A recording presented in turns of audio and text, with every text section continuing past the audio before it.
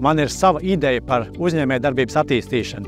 Tādēļ došos pie Jelgavas novada jaunajiem uzņēmējiem, lai dzirdētu viņu pieredzes stāstus, un arī pie Jelgavas novada pašvaldības, lai saprastu, kā viņi ar savu finansējumu var palīdzēt maras uzņēmējdarbības attīstīšanai.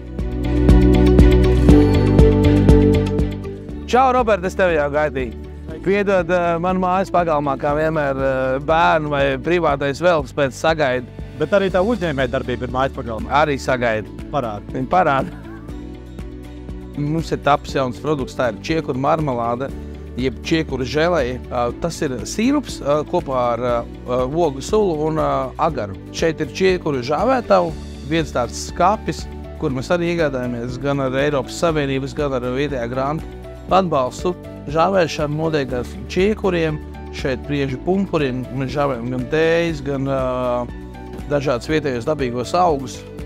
Prieži čiekuri ir Latvijā visur, un 96% Latvijas mežu sastāv tieši no priedēm, kas Latvijā sastāv. Tas ir Pinus silvestris, priede parastā, tāpēc mums nebija varbūt no izēvielu viedokļa tik svarīgi, kur mēs atrodamies. Šeit vairāk no pārdošanas un loģistikas viedokļa svarīgāk, kur mēs. Mūsu Jelgavas novadā, starp citu, ir vairāk piemēru tādu, starp citu, manā draugu lokā, tāpēc es būtu gatavs arī aizbraukt pie viņiem vai aizsūtīt tev ciemos uz šīm te saimniecībām un jauniem uzņēmējiem.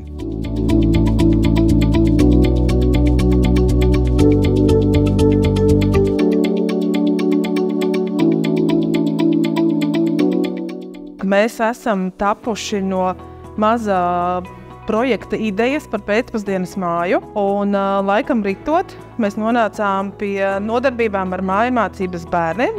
Pirmkārtām, pabeidzot Jelgavas biznesa inkubatoru, pirms inkubācijas posmu, sāku meklēt telpas, tad sazinājāmies ar šo ēkas īpašnieku un vienojāmies par līdzīgiem nodomiem, un te nu mēs esam. Mēs dabījām 2 reizes šo finansējumu.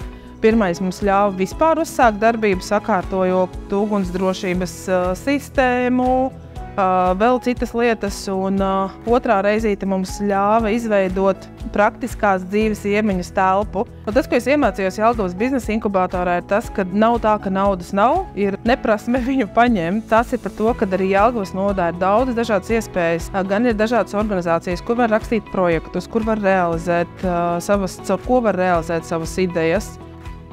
Jelgavas novada ģeogrāfiski izdevīgā atrašanās vieta netālu no Rīgas un ap stratēģiskajiem ceļiem uz Lietuvu paver plašas iespējas dažāda veida uzņēmējdarbībai un arī turisma attīstībai. Šobrīd Jelgavas novada pamatnozares ir lauksaimniecība, mežsaimniecība, kokapstrāde, metālapstrāde, derīgo izrakteņu ieguve un pārstrāde. Labi sazarotais ceļu tīkls un infrastruktūras nodrošinājums paver iespējas uzņēmējdarbību uzsākt tieši Jelgavas novadā.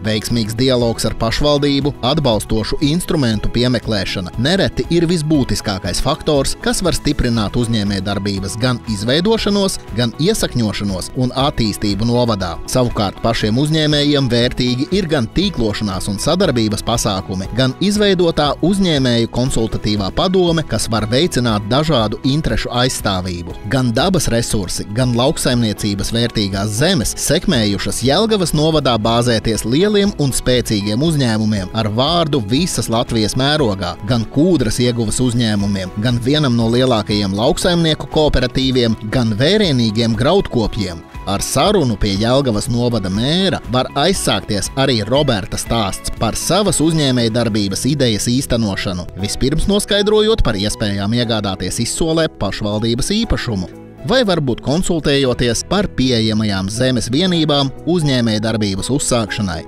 Tad tālāk izzinot nosacījumus dalībai pašvaldības organizētajā konkursā jaunajiem un topošajiem uzņēmējiem, lai saņemtu grantu savas idejas atbalsta īstenošanai. Jauno Jelgavas novada uzņēmēju un novada pašvaldības iedvesmots, es esmu gatavs attīstīt savu uzņēmējdarbību Jelgavas novadā.